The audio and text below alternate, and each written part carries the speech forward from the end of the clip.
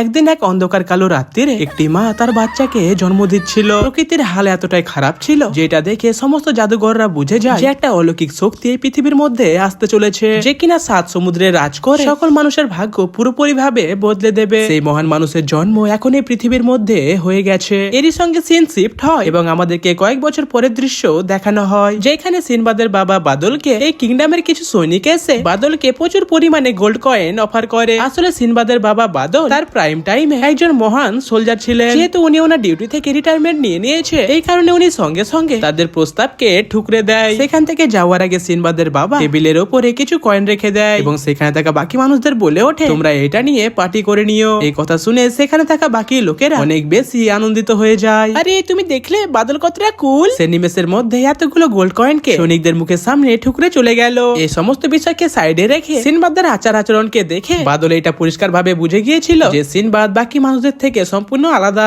এই কারণে বাদল তার ছেলে সিনবাদকে বোঝায় যে তুমি তোমার শক্তি সর্বদা ভালো কাজগুলিতে ব্যবহার করিও আর তুমি তাদেরকে সঠিক রাস্তায় নিয়ে আসবে যারা কিনা অন্যের কথায় ভুল রাস্তায় চলে। এরকমই একদিন বাপ বেটা মিলে যখন মাছ ধরছিল তখনই সেখানে গ্রামের কিছু লোক এসে সিনবাদের বাবার কলার ধরে তাকে বলে ওঠে, আরে তোর কি একদমই লজ্জা লাগে না? তুই এক্ষুনি সব কিছু ছাড় আর আমাদের দেশের জন্য লড়াই করতে যা। ভাই ভাই ভাই ভাই ভাই এক মিনিট, এই ধরনের মানুষকে আমার চোখের সামনে দেখলে জানি না কেন অটোমেটিক আমার রাগ চলে আসে। যাই হোক, এদের কথাগুলো শুনে সিনবাদের বাবা বাদল অনেক জোরে জোরে হাসছিল। বাদলকে এরকম হাসতে দেখে গ্রামের লোকেরা তাকে অনেক মারধর করতে লাগে। আসলে এরা এখন এমনটা করছে কারণ আগে এদের এম্পায়ার অনেক ছোট ছিল, তারপরে বাকি এম্পায়ারদের সঙ্গে লড়াই করতে করতে এই এম্পায়ারটা এখন আস্তে আস্তে বড় হতে লেগেছে। এটা একমাত্র কারণ যে এরা যুদ্ধকে অনেক বেশি প্রায়োরিটি দেয়। নিজের বাবাকে এরকম ভাবে মার খেতে দেখে সিনবাদ তার উপরে অনেক বেশি রেগে যায়, কেননা সিনবাদের বাবা এখানে কিছু করতে পারলো না, সে বসে বসে শুধু মারি খাচ্ছিল। ঘরে ফিরে এসে সিনবাদ রেগে রেগে তার খাবারগুলিকে শেষ করে দৌড়ে চলে যায় জল ভরতে। কিছুক্ষণ পরে সিনবাদ যখন আবার ঘরে ফিরে আসে তখন সে নিজের সঙ্গে একটা আহত মানুষকে নিয়ে চলে আসে। আরে তোমাকে অসংখ্য ধন্যবাদ ছোট্ট বাবু আমাকে এখানে নিয়ে আসার জন্য,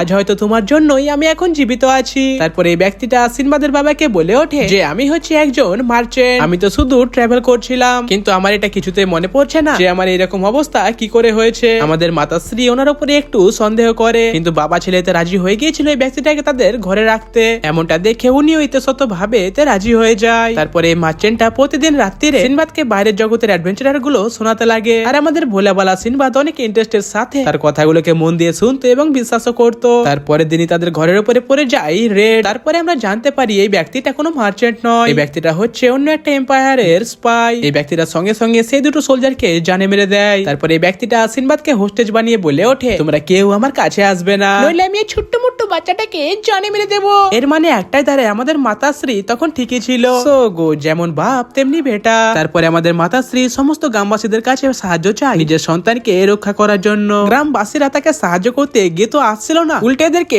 দেশদ্রোহী বলে দেয়। ভাই আমি আর এই গ্রামবাসীদেরকে মোটেও সহ্য করতে পারছি না। যাই হোক, তখনই সেখানে বাদল চলে আসে। সেখানে এসে বাদল মাথা নত করে তাকে বলে ওঠে তুমি দয়া করে আমার বাচ্চাকে ছেড়ে দাও এবং তারই সঙ্গে তুমি সারেন্ডার করে দাও, আমি কথা দিচ্ছি তুমি এমনটা করলে তুমি হয়তো বেঁচে যাবে। মার্চেন্টটা বলে ওঠে আবে আমি তোর মতো একদমই নই, আমাকে দেখে কি তোর পাগলা মনে হয়? এই কথাটা শোনার সঙ্গে সঙ্গে বাদল নিমেষের মধ্যে গিয়ে এই মার্চেন্টের উপরে হামলা করে সিনবাদকে আজাদ করে দেয়। তোরা সবাই কান খুলে শুনে রাখ, আমি আমার পরিবারের উপরে কখনো একটা আচরও লাগতে দেবো না। আমি তো ভেবেছিলাম এমনটা করার জন্য বাদলকে সম্মানিত করা হবে, কিন্তু আসলে তেমনটা মোটেও হয় না। এটার পরিবর্তে বাদলকে বন্দি বানিয়ে ফেলে। আমি তো ভাবছিলাম গ্রামবাসীরা হয়তো এবার মুখ খুলবে, কিন্তু তখনই এই গ্রামবাসীরা বলে ওঠে বাদলের সঙ্গে তোমরা ওর পরিবারকে নিয়ে চলে যাও, কেন এরা সকলেই হচ্ছে দেশদ্রোহী। এই কথাগুলো শুনে বাদল তার কাটা পা দেখিয়ে বলে ওঠে তোমরা ভালোভাবে দেখে নাও, এটাই হচ্ছে যুদ্ধের পরিণতি। যুদ্ধের ময়দানে আমারও মতো বাকি যোদ্ধারাও এর থেকে আরো গুরুতর ভাবে আহত হয়, তবুও তোমরা চাও যুদ্ধ চলতেই থাকুক। তোমরা কি করে বুঝবে যুদ্ধের ময়দানে কোন একটা যোদ্ধা মারা গেলে তার পরিবারের উপরে কি চলবে? তোমরা এটা কখনোই বুঝতে পারবে না। তারপরে বাদল সিনবাদের মাকে সিনবাদকে ভালোভাবে দেখাশোনা দায়িত্বটা দিয়ে সেখান থেকে চলে যেতে লাগে। এরকমই কিছু মাস কেটে যাওয়ার পর কিছু সৈনিক এসে বাদলের তরোয়ালটা তাদেরকে দিয়ে যায়। এর মানে একটাই দাঁড়ায় যে বাদল আর এই দুনিয়াতে বেঁচে নেই। তারপরে আমাদেরকে সোজা 9 বছর পরের দৃশ্য দেখানো হয়। এখানে এখন অনেক কিছুই বদলে গেছে, যেমন দেওয়ালের মধ্যে অদ্ভুত দরজা খুলে যায় যার মধ্যে ছিল অদ্ভুত ধরনের কিছু শক্তি।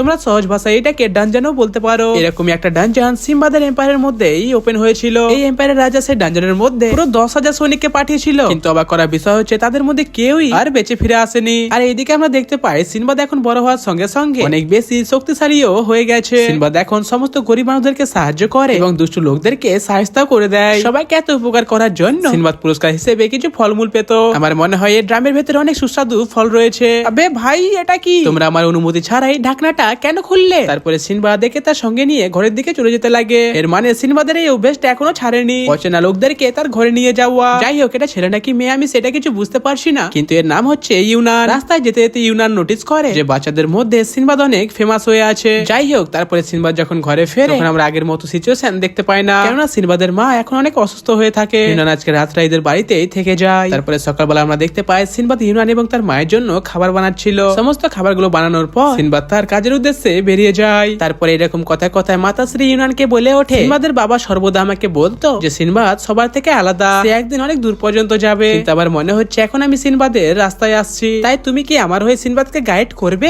ইউনান অনেক অবাক হয়ে মাতাশ্রীকে দেখেই যাচ্ছিল। তখনই হঠাৎ করে তাদের ঘরে একটা বয়স্ক মহিলা এসে বলে ওঠে যে সিনবাদকে অকারণে সৈনিকরা এসে মারধর করছে, আর তারা সিনবাদের সঙ্গে এমনটা করছে কারণ সিনবাদ তাদের মিলিটারিতে জয়েন হচ্ছে না। মিলিটারি কমান্ডার ড্রাকুলার এত অত্যাচারের পরেও সিনবাদ তাদের মুখের সামনে এই প্রস্তাবটাকে ঠুকরে দেয়, আমরা তোমাদের কেনা গোলাম নই যে তোমরা যখন ইচ্ছা আমাদেরকে নিয়ে যা খুশি করতে পারবে। এই তুই বেশি হিরো হতে যাস না, নইলে তোর মায়ের সঙ্গেও তেমনটা করা হবে যেমনটা তোর বাবার সঙ্গে করা হয়েছিল। আমি ওখানে গেলেও মরবো আর না গেলেও মরবো, কারণ এর আগে ওখান থেকে আর কেউ ফিরে আসেনি। দুঃসক, এই সময় আমাদের দেশের হাল খুব খারাপ চলছে। এই সমস্ত কথাগুলো ভালোভাবে শুনে ইউনান বলে ওঠে যে সিনবাদ তুমি নিজে কেন রাজা হয়ে যাচ্ছ না? তোমার মধ্যে সেই সমস্ত গুণগুলি রয়েছে যে গুণগুলি একজন সৎ রাজার কাছে থাকা উচিত। তুমি আমাকে এই কথাগুলো কেন বলছো? আর তুমি আসলে কে? ইউনান বলে ওঠে, আমি তো হচ্ছে একজন ট্রাভেলার। এই কথা বলে ইউনান নিমেষের মধ্যে সেখান থেকে গায়েব হয়ে যায়। তখনই সিনবাদ সিদ্ধান্ত নেয় ডাঞ্জারের মধ্যে যাওয়ার, এবং আমি একজন সৎ রাজা নিশ্চয়ই হব।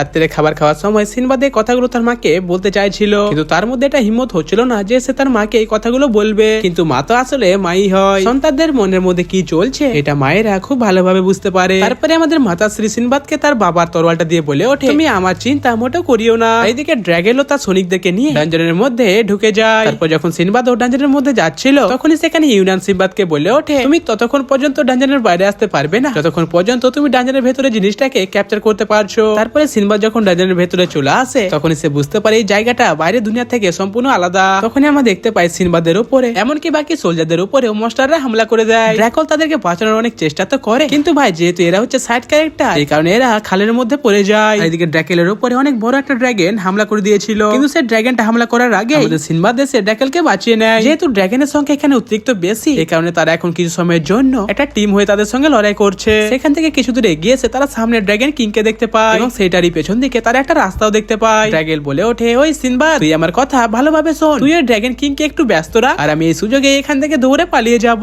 তুমি এমনটা করলে আমি বাইরে গিয়ে তোমাকে অনেক বেশি সম্মানিত করবো।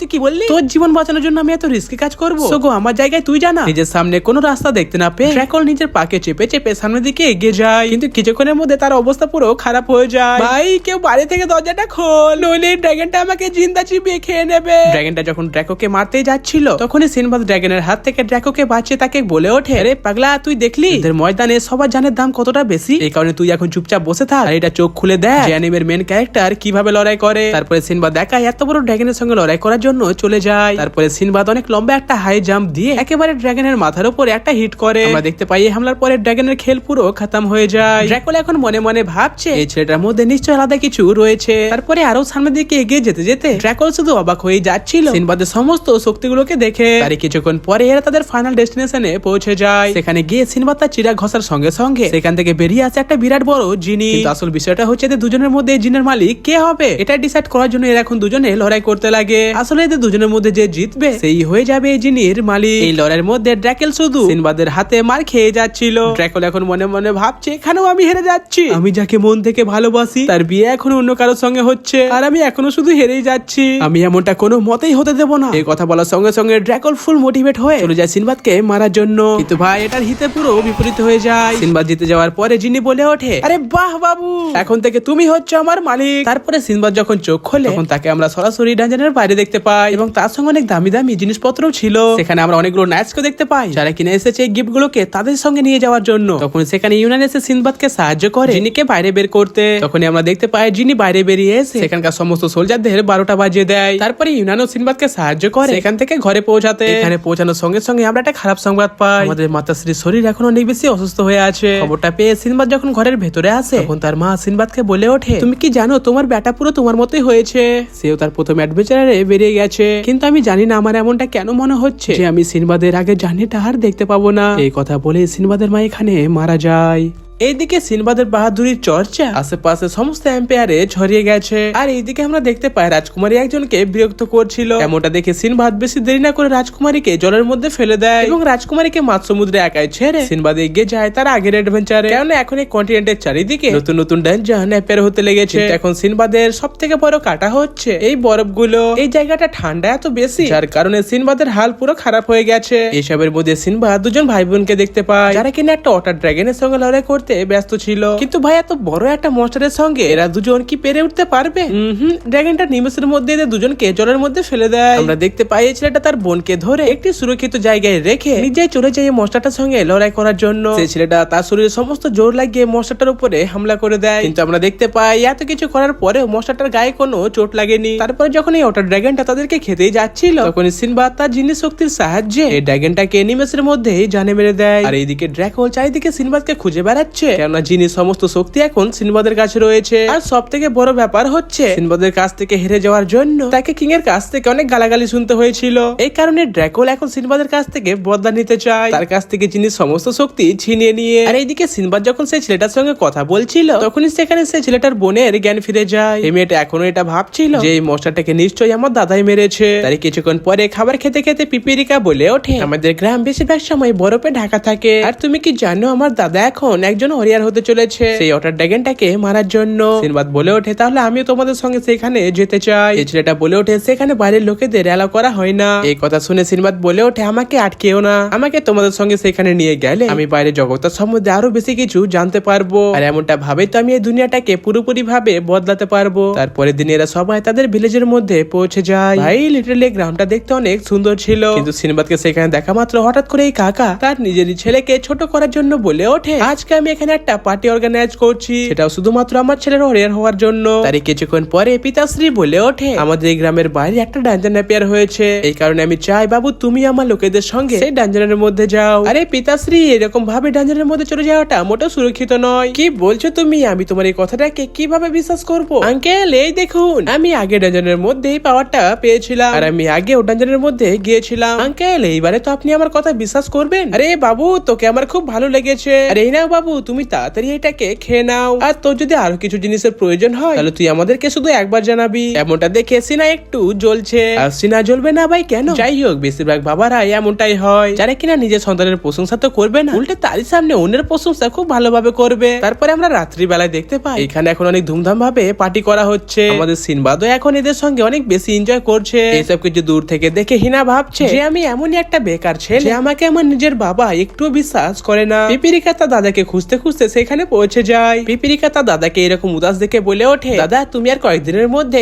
রাজা হয়ে যাবে, তুমি কিন্তু তখন তোমার এই বোনকে মোটেও ভুলে যেও না। আর এইদিকে ড্রাগনের পাঠানো একটি অ্যাসোসিয়ান রাতের অন্ধকারে সিনবাদের উপরে হামলা করে দেয়। আমাদের সিনবাদ তাকে দেখে একটু মুচকি হেসে তাকে প্রচুর পরিমাণে ইলেকট্রিক শক দিয়ে দেয়। তারপরে সিনবাদ তাকে বলে ওঠে, আরে ওই বাবু, তুই রাতের অন্ধকারে যে সমস্ত কাজগুলো করছিস, তোর কি মনে হয় তোর বাপ মা এটার জন্য অনেক খুশি হবে? এইসবে আমার কোনো যায় আসে না, কেননা আমি আমার 6 বছর বয়সে আমার নিজেরই বাবা মাকে জানে মেরে দিয়েছি।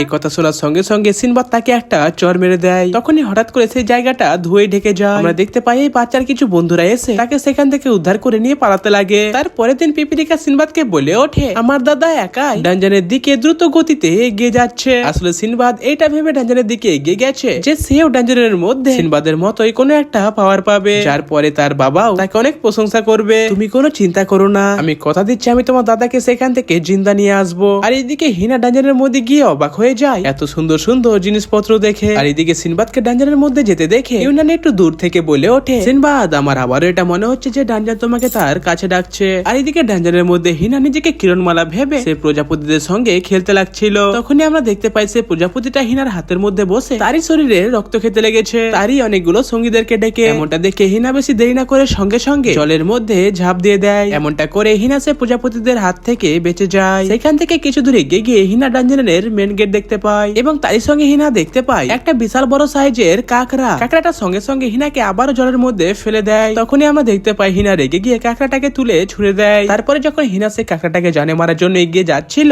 তখনই ড্রাকুলার অ্যাসোসিয়ানরা সেই কাঁকড়াটাকে জানে মেরে তার কাছ থেকে চাবিটা নিয়ে হিনাকে ইগনোর করে চলে যেতে লাগে ডাঞ্জনের মেন গেটের দিকে। তোমরা সবাই দাঁড়িয়ে যাও। হিনা তার ফুল পটেনশিয়ালে এসে তাদের সঙ্গে লড়াই করতে লাগে, কিন্তু সেই 4 জনের সামনে বেশিক্ষণ ঠিক থাকতে পারলো না। তারা 4 জন মিলে হিনাকে মারতে যাচ্ছিল। ছিল, তখনই সেখানে সিনবাদ এসে হিনাকে বাঁচিয়ে নেয়। এমনটা করার পর সিনবাদ ড্রাকুল এবং তার পাশে থাকা মেয়েটাকে হাই হ্যালো করার পর অ্যাসোসিয়ানদের সঙ্গে লড়াই করতে লাগে। তাদের সঙ্গে লড়াই করার সময় সিনবাদ তো জিতছিল, কিন্তু বেচারা হেনা শুধু মারি খাচ্ছিল। এমনটা দেখে সিনবাদ তাকে আবারও বাঁচানোর চেষ্টা করে, কিন্তু ড্রাকুল সিনবাদের তরোয়ালে গুলি মেরে তাকে এমনটা করতে আটকে দেয়। হিনা বেশি দেরি না করে সিনবাদকে বাঁচিয়ে জলের মধ্যে ঝাঁপ দিয়ে দেয়। তখনই আমরা দেখতে পাই ড্রাকুলের পাশে থাকা সেই জাদুগণিটা তার জাদুর সাহায্যে পুরো জলটাকে জমে দেয়। তারপরে জাদুগণিটা তার সাথীদেরকে কিছু খেতে দেয়, যেটা সাহায্যে তার আবারও হিল হতে পারবে। এদিকে সিনবাদ এবং হিনা বেঁচে গিয়েছিল জাদুগণির জাদুর হাত থেকে, আর এদিকে ড্রাকুল সেই লকেটটাকে ছুঁয়ে জিনিকে বাইরে বের করে দেয়। কিন্তু এটা কি হলো, জিনি তো বাইরে আসার সঙ্গে সঙ্গে এই জাদুগণির কাছ থেকে কিছু ইভিল এনার্জি অনুভব করে তাকে সঙ্গে সঙ্গে জানে মেরে দেয়। কিন্তু আমরা দেখতে পাই এটা তো শুধুমাত্র সেই জাদুগণির একটা ক্লোন ছিল। তারপরে ড্রাকুল জিনিকে বলে ওঠে, ওই হ্যালো মিস্টার জিনি, এখন থেকে আমি হচ্ছি তোমার মাস্টার। আমি নিশ্চিত রূপে এমনটা মেনে নেবো, কিন্তু তার আগে তুমি আমাকে বল, তুমি আমার শক্তি পাওয়ার পর তুমি কি করবে? ড্রাকুল বলে ওঠে, আমি আমার রাজাকে এই পাওয়ারটা দিতে চাই। আরে বাবু, আমি তোকে জিজ্ঞেস করছি তুই আমার পাওয়ারটা পাওয়ার পরে কি করবি? আমি দেখতে পাচ্ছি তোমার কাছে কোনো চয়েস নেই, এখন আমার পাওয়ার মতো যোগ্যতা তোমার মধ্যে একদমই নেই। এসবের মধ্যে হেনা এবং সিনবাদও সেখানে পৌঁছে যায়। তাদেরকে সেখানে দেখে জিনি বলে ওঠে, চলো এখন একটা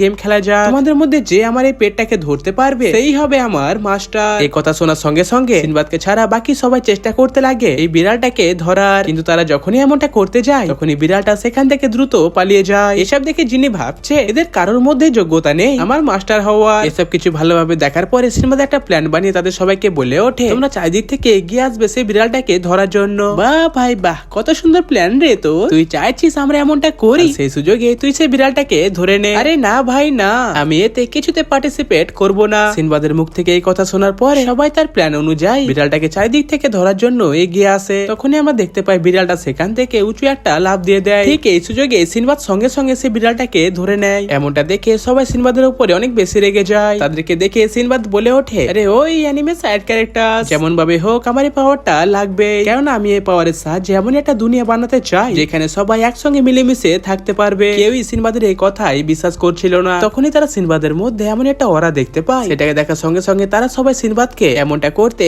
সাপোর্ট করতে লাগে। কিন্তু তখনই হঠাৎ করে কিছু এমনটা হয় যেটা তাদের মধ্যে কেউই এর আগে কখনো ভাবেনি। আসলে সেই জাদুগণিটা সেখানে এসে তাদের সবাইকে একটা বড় মনস্টার বানাতে লাগে। এমনটা দেখে ড্রাকুল তাদের উপরে গুলি চালানোর জন্য রেডি হয়ে যায়। তখনই সিনবাদ ড্রাকুলের বন্দুকের সামনে চলে যায় তাদেরই সবাইকে বাঁচানোর জন্য। তখনই সেই মনস্টারটা সিনবাদকে একটা ঘুষি মেরে সেখান থেকে দূরে পাঠিয়ে দেয়। বাবু, তোমরা আমার কথাটা ভালোভাবে শোনো, তোমরা যদি এই মনস্টারটাকে হারাতে চাও তাহলে সবার প্রথমে তোমাদেরকে এই মনস্টারের কোরটাকে নষ্ট করতে হবে। এই কথা শোনার সঙ্গে সঙ্গে সিনবাদ এই মনস্টারের একটি হাত কেটে দেয়। তারপরে যখন সিনবাদ এই মনস্টারের উপরে আরেকবার হামলা করতে যাচ্ছিল তখনই আমরা দেখতে পাই সিনবাদের তরোয়ালটা এই জাদুগণিটা ছিনে নেয়। তখনই আমরা জানতে পারি এই সমস্ত কিছু প্ল্যান করেছে ড্রাকুলের নিজেরই ভাই। ড্রাকুলের ভাই এখন এই ডানজনের সমস্ত লোককে জানে মারতে চায়, কেননা সে এখন এটা ভাবছে যে ড্রাকুল হচ্ছে একটা নিকম্মা। তখন হিনা ড্রাকুলকে মনস্টারের হাত থেকে বাঁচিয়ে নেয়, কিন্তু সে নিজেই এই মনস্টারের হাতে আটকে যায়। সিনবাদ তাকে বাঁচানোর অনেক চেষ্টা তো করে, কিন্তু সে এমনটা কোনোভাবেই করতে পারে না। তারপরে হিনা নিজে নিজে চেষ্টা করে এই মনস্টারের হাত থেকে আজাদ হয়ে যায়। তখনই হিনা বুঝতে পারে যে সিনবাদের মধ্যে সত্যি সত্যি রাজা হওয়ার গুণ আছে। তারপরে আর কি হতো, তারা তিনজন মিলে সঙ্গে সঙ্গে মনস্টারের উপরে হামলা করে দেয়। সবার প্রথমে সিনবাদ এবং ড্রাকুল মনস্টারের দৃষ্টি তাদের দিকে আকর্ষণ করে। তারপর আমাদের হিনা একটা পাওয়ারফুল হামলা দিয়ে সেই মনস্টারটাকে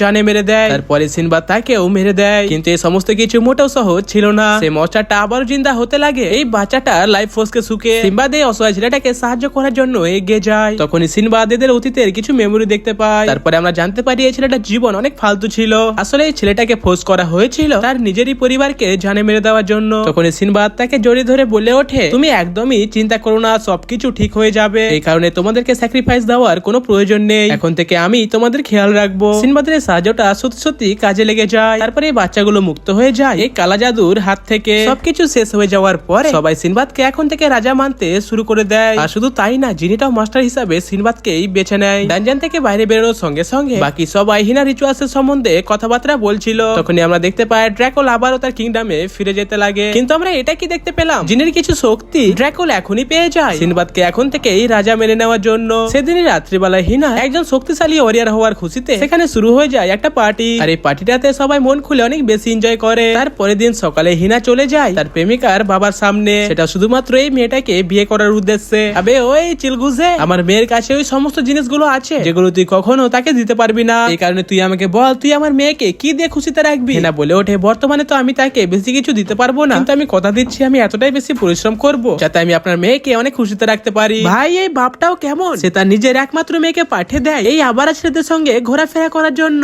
যাই হোক, সিনবাদ আবারও তার আগে সফরে বেরিয়ে যায় এই পুরো জায়গাটাকে এবং এখানকার সমস্ত মানুষদেরকে নিজের বন্ধু বানিয়ে। সে যাই হোক সমুদ্রের পথে যেতে যেতে হিনার ওয়াইফ এদের দুজনকে একটু মারধর করে হিস্ট্রি, জিওগ্রাফি, বায়োলজি সবই পড়াতে লাগে। এমনটা করে হিনার ওয়াইফ এদেরকে মার্চেন্ট বানাতে চায়। আর সে এখন এমনটা করছে তার একমাত্র কারণ হচ্ছে একজন রাজা ডান হাত হিসেবে তাদেরকে সমস্ত কিছু জেনে রাখা উচিত। এরকমই ভাবে কিছু মাস কেটে যাওয়ার পরে এরা এদের ডেস্টিনেশন র্যাম এম্পায়ারের মধ্যে পৌঁছে যায়। সেখানে আসার সঙ্গে সঙ্গে সিনবাদ তার সঙ্গে নিয়ে আসা সমস্ত জিনিসপত্র গুলোকে বিক্রি করা শুরু করে দেয়। কিন্তু এদের ব্যবসা শুরু হতো তার আগে গার্ড এসে তাদেরকে এমনটা করতে আটকে দেয়, কেন এই জিনিসগুলো বিক্রি করার জন্য এদেরকে একটা লাইসেন্স লাগবে, যেটা কিনা এখন বর্তমানে এদের কাছে নেই। তারা যখন এটা নিয়ে চিন্তা ভাবনা শুরু করে তখনই সেখানে একজন অচেনা মানুষ এসে এদেরকে বলে ওঠে, তোমরা একদমই চিন্তা করো না, আমি তোমাদের এই সমস্ত জিনিসগুলোকে কিনে নিতে রাজি আছি। সিনবাদ বেশি দেরি না করে সঙ্গে সঙ্গে এই মানুষটার কাছে সমস্ত জিনিসপত্র গুলোকে বিক্রি করে দেয়। তারই কিছুক্ষণ পরে ওই ব্যক্তিটা সেসব জিনিসগুলোকে আবারও বিক্রি করতে লাগে পুরো 10 ডবল দামে। এমনটা জেনে এরা এখন করবে তো করবে বা কি, কেন এরা সবাই তো হচ্ছে এখন বাচ্চা। সিনবাদ বলে ওঠে, তোমরা একদমই চিন্তা করো না, যতক্ষণ পর্যন্ত আমি এখানে উপস্থিত আছি তোমরা সবাই আবারও যাও হিনার গ্রামে, সেখান থেকে আবারও জিনিসপত্র গুলোকে এখানে নিয়ে আসো। আমি কথা দিচ্ছি যতক্ষণে তোমরা ফিরে আসবে আমি ততক্ষণ একটা ট্রেড লাইসেন্স এখানে বানিয়ে নেব।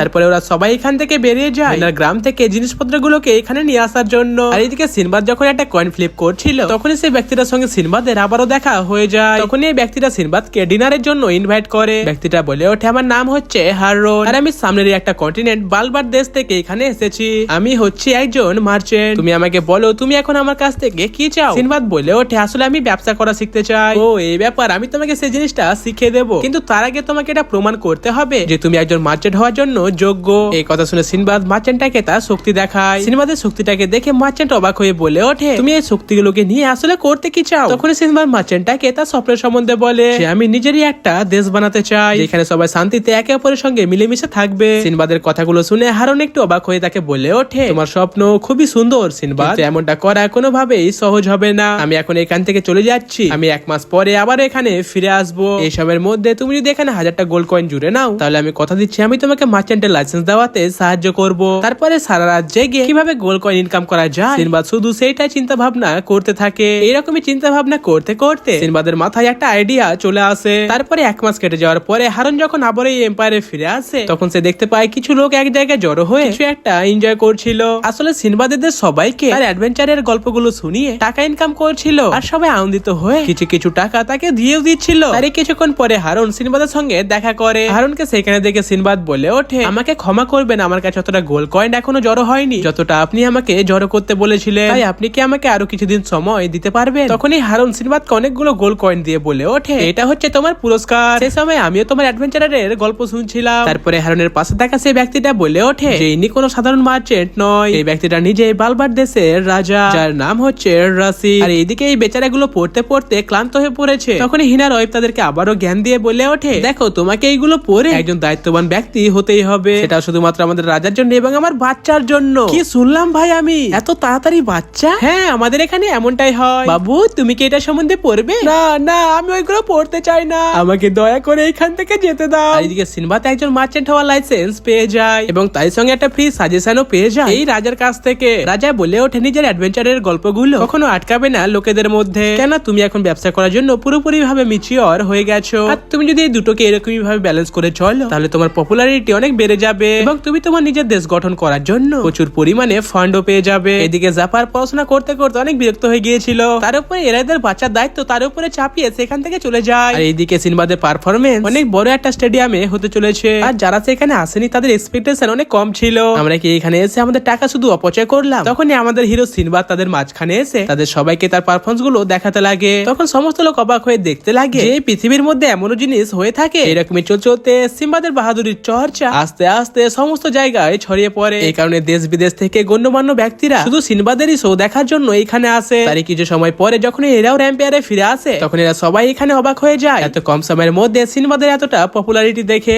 এইসবের মধ্যে জাফর বুঝতে পারে হিনার বাচ্চা তো এখান থেকে উধাও হয়ে গেছে। এই কারণে জাফর বেশি দেরি না করে সমস্ত জায়গায় খুঁজতে লাগে হিনার বাচ্চাকে। এরকমই খুঁজতে খুঁজতে এগিয়ে গিয়ে জাফর দেখতে পায় যে হিনার বাচ্চা একটা বড় মশারের সঙ্গে খেলা করছিল। এমনটা দেখে জাফর বেশি দেরি না করে সে মশাটার উপরে হামলা করে দেয়, কিন্তু ভাই লিটারালি মশাটা জাফরের থেকে অনেক বেশি শক্তিশালী ছিল। তবুও জাফর হার মানতে চায় না, এই কারণে সে একটু আহত হয়ে যায়। তখনই জাফর নিজের শরীরের মধ্যে সিনবাদের প্রথম জিনির কিছু শক্তি শক্তি অনুভব করে। এই কারণে জাফর সে জিনি শক্তি ব্যবহার করে এই মশাটাকে পরাজয় করে দেয়। এমনটা করে সেহেনার বাচ্চাকে তার হাত থেকে উদ্ধার করে নেয়। তারপরে রুরুমু জাফরের অনেক প্রশংসা করে। জাফর, তুমি বড় ভাই হিসেবে একেবারে সঠিক কাজ করেছো। তোমার উপরে আমার পুরোপুরি বিশ্বাস আছে যে তুমি বড় হয়ে একজন সফল মানুষ নিশ্চয়ই হবে। তারপরের দিন সকালবেলা সবাই সিনবাদের ট্রেডিং কোম্পানি দেখে অনেকটাই বেশি অবাক হয়ে যায়। আর সিনবাদও এখন অনেকটাই বেশি বদলে গেছে। তারপরে রাশিদ সিনবাদকে বিদায় জানিয়ে তার নিজেরই দেশের মধ্যে ফিরে চলে যায়। আর এইদিকে সিনবাদ তার সাথীদেরকে সঙ্গে নিয়ে আগে কি করবে সেটা নিয়ে পরামর্শ করতে লাগে। তারপরে তিনজন শাসন কিংডমের উদ্দেশ্যে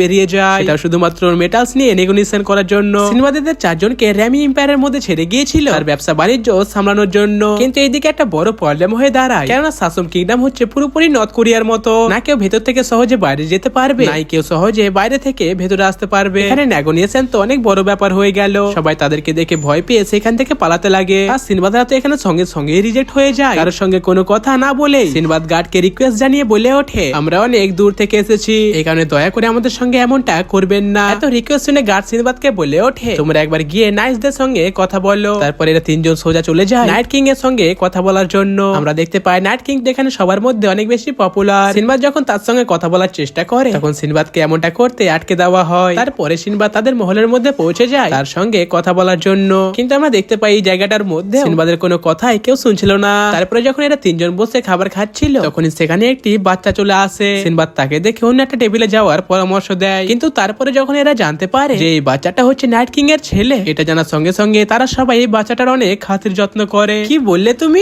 কি আমাদের বাইরের অ্যাডভেঞ্চারের গল্পগুলো শুনতে চাও? হ্যাঁ, আমি সেগুলো জানতে চাই। আমি জানতে চাই যে বাইরের দুনিয়ার মধ্যে আসলে কি চলে। কোনো ব্যাপার নয় বাবু, আমি তোমাকে শোনাবো আমার অ্যাডভেঞ্চারের গল্প। তারপরে সিনবাদ তার সমস্ত কাহিনীটা এই বাচ্চাটাকে শুনিয়ে দেয়। তারপরে সিনবাদ এই বাচ্চাটাকে একটি বুক দিয়ে দেয় যেটার মধ্যে তারই সব অ্যাডভেঞ্চারের গল্পগুলো লেখা ছিল। যাই হোক, এই ছেলেটা এখন সিনবাদের গল্পগুলো শুনে সেও সিনবাদের সঙ্গে বাইরে যাবে। যখন সেটা পারমিশন তার বাবার কাছে নিতে চায় তখন এই কথাগুলো শুনে তার বাবা তাকে একটা পুরস্কার দেয়।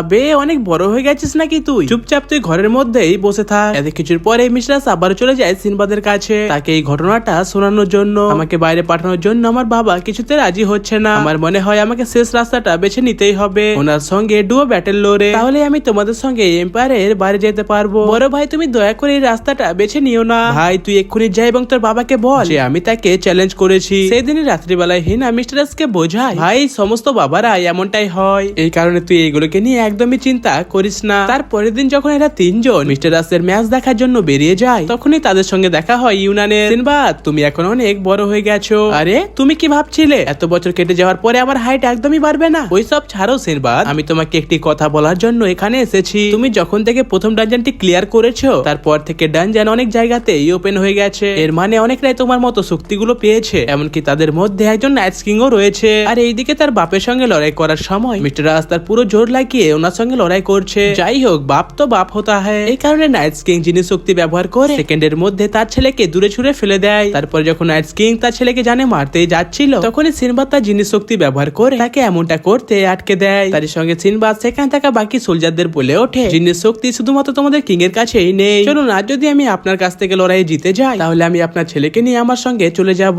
এবং তার সঙ্গে আমার সঙ্গে আপনাকে বিজনেসও করতে হবে। ভাই, লিটারালি নাইট কিং এর এখানে অনেক অপমান তো হয়ে গেছিল, এই কারণে উনিও এই লড়াইয়ে রাজি হয়ে যায়। এইদিকে লড়াই চলাকালীন বাকি সোলজাররা এটা পরিষ্কার দেখতে পাচ্ছিল যে সিনবাদ নাইট কিং কে বরাবরে টক্কর দিচ্ছিল। তখনই আমরা দেখতে পাই সিনবাদ তার জিনিস শক্তি ব্যবহার করে তার ফাইনাল ফর্ম অ্যাক্টিভেট করে নেয়। তারপরে সিনবাদ অনেক ভয়ঙ্কর একটা হামলা করে সরাসরি নাইট কিং এর উপরে। ধোঁয়াটা সেখান থেকে সরে যাওয়ার পরে আমরা তাদের দুজনকে এখানে দেখতে পাই না। আমরা দেখতে পাই সিনবাদ নাইট কিং কে কিংডমের বাইরে এনে তার শক্তির কিছু ডেমো দেখিয়ে বলে ওঠে, দেখুন, আমি যদি চাইতাম তাহলে আমি নিমেষের মধ্যে আপনার কিংডমকে জ্বালিয়ে পুড়িয়ে শেষ করে দিতে পারতাম, কিন্তু আমি এমনটা কোনো মতেই করিনি। তাহলে তুমি আমার কাছ থেকে এখন কি চাইছো? আমি বেশি কিছু না, শুধুমাত্র বন্ধুত্বের হাত চাইছি। এই কথা বলে সিনবাদ নাইট কিং কেও তার স্বপ্নের সম্বন্ধে খুলে বলে। তারপরে এরা দুজন আবারও মহলের মধ্যে ফিরে আসে। সেখানে আসার পরে সিনবাদ সবাইকে বলে ওঠে, আমাদের ম্যাচ ড্র হয়েছে। এই কথা শোনার পরে নাইট কিং সিনবাদের সম্বন্ধে ভালো ভালো কথা সবাইকে বলতে লাগে। আমরা দেখতে পাই নাইট কিং এর কথা শুনে সবাই সিনবাদকে অনেক প্রশংসা করছিল এবং তাই সঙ্গে নাইট কিং সিনবাদের সঙ্গে ব্যবসা করতেও রাজি হয়ে যায়। সেই দিনই সন্ধ্যেবেলা মিস্টারকে এখান থেকে যেতে দেখে নাইট কিং তার কাছ থেকে ক্ষমা চেয়ে বলে ওঠে, আমি তোমাকে তখন যেতে বারণ করেছিলাম কারণ তোমার প্রতি আমার অনেক জেলাস ফিল হয়েছিল। যখন আমার বয়স তোমার মতো ছিল তখন আমার ইচ্ছা হয়েছিল এখান থেকে বাইরে যাওয়ার। আমার স্বপ্নটা কিন্তু তখন পূরণ হয়নি, এই কারণে তুমি এখন এখান থেকে বাইরে বেরিয়ে অন্তত তোমার স্বপ্নটাকে পূরণ করিও। তারই কিছুক্ষণ পরে মিস্টার রাজের ভাই কান্না করতে করতে সেখানে পৌঁছে যায়। তার ভাইকে কান্না করতে দেখে মিস্টার রাজ বলে ওঠে, তুমি একদমই চিন্তা করো না, তুমি যখন আরেকটু বড় হয়ে যাবে তখন আমি তোমাকে আমার সঙ্গে সফরে নিয়ে যাব। আর এইদিকে বাকি নাইটসরা বলে ওঠে, কিং আপনি মিস্টার রাজকে বাইরে যাওয়ার অনুমতি কেন দিলেন? মিস্টার রাজ তো লড়াই আপনার সঙ্গে হেরে গিয়েছিল। আমি নিশ্চিত যে আমার ছেলে সঠিক সঙ্গ পেয়েছে, কেননা সিনবাদ হচ্ছে অনেক ভালো একটা মানুষ। তোমরা এমনটা মানতে পারো যে সিনবাদ নিজেই হচ্ছে ঈশ্বরের একটি অবতার। তারপরে সিনবাদ আবারও তার সফরে বেরিয়ে যায়। সিনবাদ এখন আর্টিনালে কিংডমে নেগোসিয়েশন করার জন্য। আর আপনাদেরকে আরেকটা কথা বলে দিই, সেই কিংডমে শুধু মেয়েরাই বসবাস করে, কিন্তু সেখানে পৌঁছানোর আগে সিনবাদদেরকে এখন এই উঁচু উঁচু পাহাড়গুলোকে অতিক্রম করতে হবে। এইসবের মধ্যে এরা দুটো মেয়েকে দেখতে পায় যারা কিনা একটি পাখির উপরে বসে উড়ে বেড়াচ্ছিল। ওই ছেলেরা একটু সাবধানে, কেননা তোমাদের আগে যারা এখানে এসেছে তারা সবাই ভয় পেয়ে এখান থেকে পালিয়ে গিয়েছিল। এই কথা শুনে সিনবাদ বলে ওঠে, তোমরা একদমই চিন্তা করো না, আমি খুব তাড়াতাড়ি আবারও তোমাদের সঙ্গে দেখা করব। মেয়েরা সিনবাদের উপরে ইমপ্রেস হয়ে এখান থেকে চলে যায়। আর এখন এদেরকে সামনের দিকে পায়ে হেঁটে এগিয়ে যেতে হবে। লম্বা সময় ধরে একই ভাবে হাঁটার ফলে সিনবাদের অবস্থা এখন অনেক খারাপ হয়ে গেছে। তখনই সিনবাদ বলে ওঠে, আমি আর সামনে হেঁটে যেতে পারবো না। তখনই সিনবাদের নজর পড়ে হেনার উপরে। ভাই আমরা দেখতে পাই হেনার অবস্থা সিনবাদের থেকে অনেকটা খারাপ। আসলে এমনটা হচ্ছে এখানকার বায়ুর জন্য। এসবের মধ্যে সিনবাদের মাথায় আসে সে তো জিনিস শক্তি ব্যবহার করে হাওয়ার মধ্যে উঠতে পারবে। তারপরে সিনবাদ যখন উড়ে উড়ে সামনের দিকে এগিয়ে যাচ্ছিল তখনই জাফর তাকে আটকে বলে ওঠে, তুমি এমনটা মোটেও করো না, তোমাকে এরকম অবস্থায় দেখলে হতে পারে এখানকার লোকেরা অনেকটা বেশি ভয় পেয়ে যাবে। এইরকমই সারা রাত একইভাবে সিনবাদ ড্রামা করতে করতে অবশেষে তারা সকলেই আর্টিনালা কিংডমের মধ্যে পৌঁছে যায়। তারপরে এরা সবাই এখানকার কুইনের সঙ্গে কথা বলতে চলে যায়। সেখানে যাওয়ার পরে আমরা জানতে পারি কুইন এদের সঙ্গে কোনো কথাই বলতে চায় না। আর এমনটা কুইন করছে কারণ এরা সকলে হচ্ছে ছেলে, আর রানী নিজে কোনো ছেলেকে মোটো পছন্দ করে না। এত কিছু শোনার পরেও সিনবাদ নিজেকে হিরো ভেবে সামনের দিকে এগিয়ে যায় কুইনকে ইমপ্রেস করার জন্য। মাই কুইন আপনি এতটা সুন্দর হয়ে আমাদের সঙ্গে দয়া করে এমনটা করিয়েন না। আরে ভাই আমাদেরকে কেন নিচে ফেলা হচ্ছে? এদের তিনজনকে তো রানী পাহাড়ের উপর থেকে নিচে ফেলে দেয়, কিন্তু রানী হেনাকে ওখানে রেখে দেয়, কেননা হেনাকে দেখে রানীর অনেক স্ট্রং মনে হয়েছিল। এই কারণে এখানে বেশি কিছু তো হবে না, শুধুমাত্র হেনার স্ট্যামিনা চেক করা হবে। হোয়াট? আর এইদিকে তিনজন একটা একটা করে পাতা পরে আদিবাসীদের মতো জঙ্গলে থাকার সিদ্ধান্ত নেয়, কিন্তু কিছুক্ষণের মধ্যে এদের সমস্ত জোশ উধাও হয়ে যায়। তখনই মিস্টার রাস্তার টুপি থেকে এমার্জেন্সি ফুড বের করে দেয়। সেটাকে খাওয়ার পরে তাদের এখনকার মতো তো পেট ভরে যায়। রাত্রে ঘুমানোর সময় সিনবাদের যখন চোখ খোলে তখনই সিনবাদ তাদের সকলের বডির ওপরে অনেকগুলো বিষাক্ত সাপ দেখতে পায়। এত কিছু দেখে সিনবাদ তো এক্ষুনি হার মেনে নেয়। ভাই আমার মনে হয় না যে আমরা এখান থেকে বাইরে বেরোতে পারবো। তখনই জাফর তার অ্যাসোসিয়েশনের প্রমাণ দেখানোর জন্য একটি সাপকে তার হাতের মধ্যে ধরে বলে ওঠে, এখন থেকে আমরা বেঁচে থাকার জন্য এই সাপগুলোকেই পুড়িয়ে খাবো। দেখে মনে হচ্ছে এই সাপগুলোর মধ্যে অনেক বেশি পরিমাণে প্রোটিন রয়েছে। তারপরে আরো কিছুদিন এদের সময় এইভাবে কেটে যায় এখানকার সাপগুলোকে পুড়িয়ে খেয়ে খেয়ে। এখন এরা পুরোপুরি ভাবে জঙ্গলের মধ্যে সার্ভাইভ করা শিখে গেছে। এইসবের মধ্যে কিন্তু এরা এখানে আসার আসল উদ্দেশ্যটাকে ভুলে গিয়েছিল। ভাই অনেক হয়ে গেছে এই জঙ্গলের মধ্যে সার্ভাইভ করা, এখন এখান থেকে বাইরে বেরোনোর কোনো রাস্তা খোঁজো। আরে তুমি এখান থেকে বাইরে কেন বেরোতে চাও? এখানে তো আমাদের জীবন অনেক সুন্দর কাটছে। এই কথা শুনে মিস্টার তাদের উপরে বিরক্ত হয়ে সেখান থেকে রাত্রিবেলায় একাই বেরিয়ে যায়, সেটাও শুধুমাত্র রানীর সঙ্গে দেখা করার জন্য। তখনই মিস্টার তার সামনে একটা মাংসের টুকরো দেখতে পায়, যেটা কিনা মিস্টার এদের কাছে নিয়ে চলে আসে। তোমরা সবাই এটাকে খাবার জন্য কেন প্রস্তুত করছো? তোমাদের কি এটার উপরে কোনো সন্দেহ হচ্ছে না যে এই মাংস টুকরোটা এখানে এলো কিভাবে? না ভাই না, অত কিছুর ভাবার একদম সময় নেই, এখনকার মতো খেতে পেলে শুধু বাঁচি। তারই কিছুক্ষণ পরে সিনবাদ সিরিয়াস হয়ে মিস্টারকে জিজ্ঞেস করে যে তুমি এই মাংসের টুকরোটা কোথায় পেয়েছো? তারপরে মাংসের টুকরোর লোকেশনে পৌঁছে এরা সেগুলোকে ইনভেস্টিগেশন না করে সেগুলিকে কালেক্ট করতে লাগে। এসবের মধ্যে অনেক বড় বড় পাখি উপর থেকে নিচে এসে মাংসের টুকরোগুলোকে আবার উপরে নিয়ে চলে যায়। তারপরে আমরা জানতে পারি নিচে অনেক দামি দামি স্টোন রয়েছে, এই কারণে এরা সবাই সেগুলোকে কালেক্ট করার জন্য অনেকগুলো মাংসের টুকরো নিচে ফেলে দেয়, যাতে ম্যাজিক স্টোন গুলো এই মাংসের টুকরোর মধ্যে আটকে যায়। এবং এরকমই ভাবে পাখিরা সেটাকে আবার উপরে নিয়ে চলে আসে। প্রতিবারের মতো এবারও তারা ঠিক এমনটাই করে। আসলে এরা কিন্তু এবারে অনেক বড় বড় মাংসের টুকরো নিচের মধ্যে ফেলেছিল, আর এই বড় বড় মাংসের টুকরোর মধ্যে ঢুকে এরা তিনজন সহজে সেই খাল থেকে বাইরে চলে আসে। তারপরে আমরা জানতে পারি এই কিংডমে সবকিছু উল্টো হয়। আসলে এখানে মেয়েরা অনেক বেশি পরিশ্রম করে টাকা উপার্জন করে এবং এখানকার ছেলেদের উপরে প্রচুর পরিমাণে অত্যাচার করে। তারপরে সিনবাদ এখানে টাইম নষ্ট না করে সোজা চলে যায় রানীর কাছে। ওই রানী একবার হবে নাকি, কিন্তু এবারে কুইন সিনবাদের উপরে অনেক বেশি রেগে যায়। তারপরে কুইন জিনের আসল পাওয়ার অ্যাক্টিভেট করে সিনবাদের সঙ্গে লড়াই করার জন্য প্রস্তুত হয়ে যায়। আর এইদিকে এরা দুজন হেনাকে খুঁজে বেড়াচ্ছিল। তখন এরা দেখতে পায় সিনবাদ কুইনের সঙ্গে লড়াই করছে তাদের জিনিস শক্তিগুলো অ্যাক্টিভেট করে। এসবের মধ্যে সিনবাদ তার শক্তি একটু ফ্লেক্স করে তার দ্বিতীয় জিনিস শক্তিটাকেও অ্যাক্টিভেট করে নেয়। তারপরে সিনবাদ কুইনের উপরে আইস দিয়ে হামলা করে দেয়, কিন্তু কুইন এই হামলাটাকে অতি সহজে অ্যাবজর্ব করে নেয় তার বাকি মুন্ডুর সাহায্যে। তারপরে কুইন বেশি দেরি না করে অনেক শক্তিশালী একটা হামলা করে দেয় সিনবাদের উপরে। আর এমনটা করার পরে কুইন এটা ভাবছিল যে সিনবাদ নিশ্চয়ই জানে মরে গেছে। তখনই কুইন এটা নোটিস করে অবাক হয়ে যায় যে সিনবাদ তার পেছনেই আছে। কুইন কোনো মতেই হার মানতে চাইছিল না, এই কারণে সে বারবার সিনবাদের উপরে কন্টিনিউয়াসলি হামলা করেই যাচ্ছিল। আর এইদিকে সিনবাদ তার শক্তিগুলোকে ফ্লেক্স করে অবশেষে রানীকে পুরোপুরি ভাবে জমে দেয়। তারপরে দিন কুইন সিনবাদ এবং তার বন্ধুদেরকে তার সঙ্গে দেখা করার জন্য ইনভাইট করে। সেখানে যাওয়ার সময় এরা ভাবছিল যে কুইন নিশ্চয়ই আমাদেরকে ফাঁসি দিয়ে দেবে, কিন্তু আমরা দেখতে পাই কুইন অনেক রিল্যাক্সে মাসাজ নিচ্ছিল। যাই হোক, তারপরে কুইন সিনবাদকে বলে ওঠে আমি এখন পুরোপুরি ভাবে রাজি আছি তোমার সঙ্গে ট্রেডিং করার জন্য, কিন্তু সিনবাদ তুমি কি আমাকে একটা কথা বলবে, আসলে তুমি এমনটা করে কি পেতে চাও? তারপরে সিনবাদ রানীকেও তার স্বপ্নের কথা বলে এবং তারই সঙ্গে সিনবাদ এও বলে যে এমনটা করার জন্য দুটো কিংডম আমাদেরকে অলরেডি সাপোর্টও করেছে। আর কুইন একে দেখুন, এ হচ্ছে নাচ কিং এর ছেলে যে কিনা আমার সঙ্গে থেকে শাসক কিংডমকে রিপ্রেজেন্ট করছে। এইসব তো আমরা জানি, কিন্তু রিম কিংডম থেকে আমরা তো শুধু নাকলিয়াকে জানি যে কিনা গত 200 বছর ধরে ওই কিংডমকে প্রোটেক্ট করে যাচ্ছে। এই কারণে ওকে ম্যাগিও বলা হয়। এই কথা শুনে এম্পেরাস বলে ওঠে যে এই ম্যাগিটা কি? তারপরে আমরা জানতে পারি এখানে ম্যাগি তাদেরকে বলা হয় যাদেরকে ঈশ্বর স্বয়ং আশীর্বাদ করে এবং যারা একজন সৎ রাজা হওয়ার যোগ্য। ম্যাগি তাদেরকে সহযোগিতা করে, সঠিক রাস্তা দেখায়। এইসব কথাগুলো শুনে ইউনানের সমস্ত কথা সিনবাদের মাথায় চলে আসে। এই কথাগুলো ভেবে সিনবাদ আবারও কুইনকে বলে ওঠে আমাদেরকে আরো কিছু বলুন ম্যাগির সম্বন্ধে। কুইন বলে ওঠে আমি যতটা জানতাম ম্যাগির সম্বন্ধে আমি তা অলরেডি তোমাদেরকে সব জানিয়ে দিয়েছি, আর এখন অনেক জিনিস আছে যেগুলো রহস্য হয়ে আছে। আবারও ফিরে যাওয়ার জন্য কিছু সময় বাকি ছিল। এসব দেখে এম্পারার সিদ্ধান্ত নেয় যে সে এখন এই কিংডমটা ঘুরে দেখবে। এসবের মধ্যে হেনা সেখানে পৌঁছে যায়। হেনাকে এই অবস্থায় দেখে সিনবাদ এবং মিস্টার রাস পুরো জ্বলে যায়। এই কারণে তারা রেগে এখান থেকে চলে যায় সোজা রেড লাইট এরিয়ায় মাসাজ করানোর জন্য। কিন্তু এরা এটা ভেবে সেখানে গিয়েছিল যে অনেক সুন্দর সুন্দর মেয়েরা আমাদেরকে মাসাজ করে দেবে, কিন্তু ভাই লিটারালি তাদের পরিবর্তে এই বডি বিল্ডার পালোয়ানরা চলে আসে। বেচারা সিনবাদ এবং মিস্টার রাস। তারপরে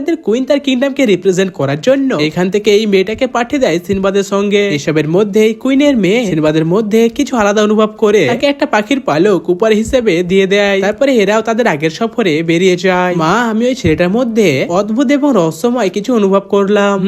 আমিও। তারপরে যখন সিনবাদ তার ট্রেডিং কোম্পানিতে গিয়ে পৌঁছায় তখন সেখানে সবাইকে এত পরিশ্রম করতে দেখে সিনবাদ আনন্দের সঙ্গে একটা অনেক বড় পার্টি অর্গানাইজ করে দেয়। তো গাইস এর সঙ্গে এই পুরো অ্যানিমেটা এখানেই শেষ হয়ে যায়। And guys I am so sorry এতদিন পরে চ্যানেলে ভিডিও আপলোড করার জন্য। সত্যি কথা বলতে পরিস্থিতি আমার এখন আগের মতো একদমই নেই। বর্তমানে এই সময় আমার ফ্যামিলি ফাইন্যান্সিয়াল কন্ডিশন অনেকটা বেশি উইক, সেটাকে স্টেবল করার জন্য আমিও এখন কাজে লেগে পড়েছি। এটা একমাত্র কারণ যে আমি আপনাদের জন্য খুব একটা বেশি সময় বের করতে পারছি না। তবুও আমি এটা আশা করছি যে আপনারা আমাকে আগের মতোই ভালোবাসবেন। বাকি এটা আমি আপ্রান্ত চেষ্টা করব পরবর্তী ভিডিওটা খুব তাড়াতাড়ি আনা। বাকি লটস অফ লাভ গাইস, দেখা হচ্ছে পরের ভিডিওতে। ততক্ষণের জন্য বাই।